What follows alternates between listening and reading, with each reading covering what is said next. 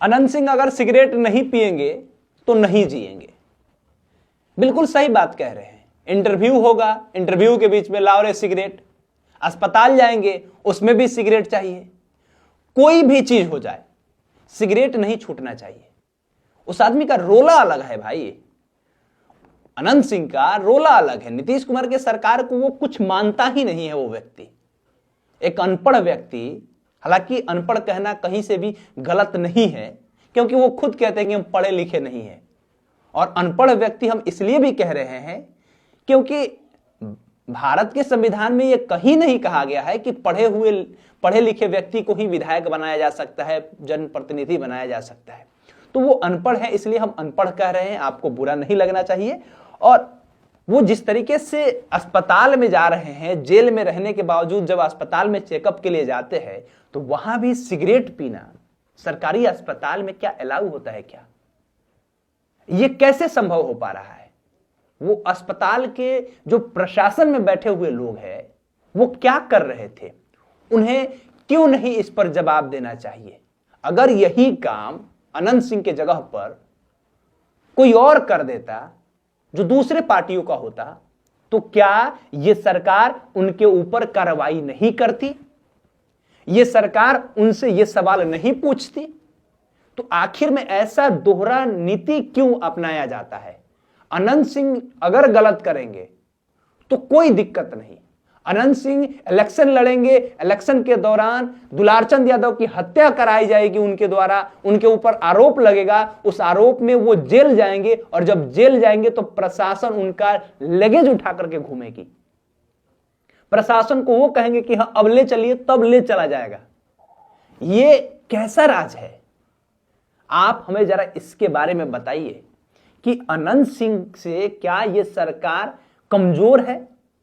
अनंत सिंह को इतना सुरक्षा क्यों दिया जा रहा है? अनंत सिंह क्या है? एक विधायक है, उनसे ज्यादा टर्म से कई लोग विधायक हैं इस बिहार में। आप जा करके देखिएगा, आंकड़ा उठा करके देखिएगा तो कई सारे लोग हैं जो 8-8 बार 9-9 बार से विधायक है। विजेंद्र यादव का नाम आप सुने होंगे, जो सुपौल से विधायक है। 1990 में पहली बार विधायक बने थे और 1990 से लेकर के 2025 तक में एक भी चुनाव वो नहीं हारे। अब जरा समझिए, 1990, 95, 2000, 2005 का 2 इलेक्शन, 2010, 2015, 2020, 2025, इतना इलेक्शन विजेंद्र यादव चुनाव जीते। इतने इलेक्शन में जो लोग भी आए उनके सामने सब किसी को हराते गए और लगातार मंत्री बनते रहे। नीतीश कुमार अपना मंत्रालय सबसे पहले फिक्स करते हैं कि होम मिनिस्ट्री हमको चाहिए, और उसके बाद विजेंद्र बाबू का फिक्स होता था, अभी भी होता है। उनका उम्र हो गया लगभग 78-80 वर्ष, और उसके बावजूद उनको बिहार सरकार का मंत्री बनाया गया है। और नीतीश कुमार से ज्यादा मंत्रालय उनके पास में है, अभी तक 3-4 मंत्रालय उनके पास में है, और लगभग हर बार उनके पास में मंत्रालय ज्यादा रहता है। तो उनको इतना ज्यादा छूट जब नहीं रहता है तो अनंत सिंह को काहे इतना छूट मिलता है? हमको इस समझ में नहीं आता है। दुलारचंद यादव का हत्या उनके चुनाव प्रचार के दौरान होता है, उनके काफिला के लोगों के द्वारा कराया जाता है, और यह आरोप उनके ऊपर लग चुका। उसके बाद भी इस तरह से अस्पतालों में जब जाते हैं और वहां सिगरेट पीते हैं, तो यह आदमी तो जब सदन में भी बैठेगा तो सदन में भी सिगरेट पिएगा। हालांकि सदन में बैठ के करेंगे क्या? जब बोला ही नहीं आता है तो करेंगे क्या? सिंपल सी बात है।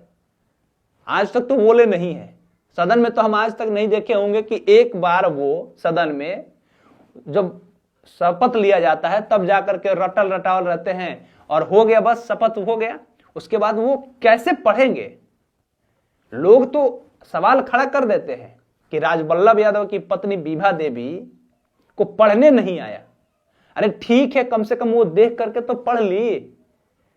ये आदमी कौन चीज देखेंगे? क ख ग घ देखेंगे? क्या करेंगे? विभा देवी को टारगेट करना आसान है। अनंत सिंह आज तक सदन में एक स्पीच इस तरह से नहीं दिए, भाषण नहीं दिए, एक बार भी सवाल जवाब नहीं किए होंगे, और आप लोग लगातार उनको टारगेट करते हैं। आप लोगों से यह सवाल है कि आखिर में जो लोग कहते हैं कि अनंत सिंह बहुत बड़े बाहुबली है, तो बाहुबली साहब को कम से कम पढ़ाइए, थोड़ा सा पढ़ लिख लेंगे तो और अच्छा से रॉयल्टी आएगा उनके अंदर। बाकी आप इस पर क्या सोचते हैं लिखिएगा कमेंट बॉक्स में। हमारा नाम केशव यादव है, आप देख रहे थे पब्लिक स्टेशन। बहुत बहुत धन्यवाद।